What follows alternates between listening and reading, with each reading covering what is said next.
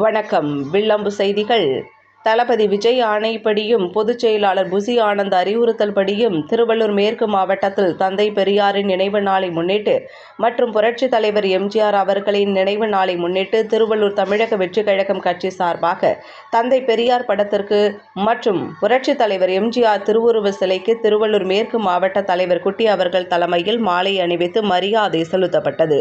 இதில் நகரம், ஒன்றியம், இளைஞரணி, மாணவரணி, மகளிரணி, வழக்கறிஞர் பிரிவு அனைவரும் கலந்து கொண்டு மரியாதை செலுத்தினார்கள்.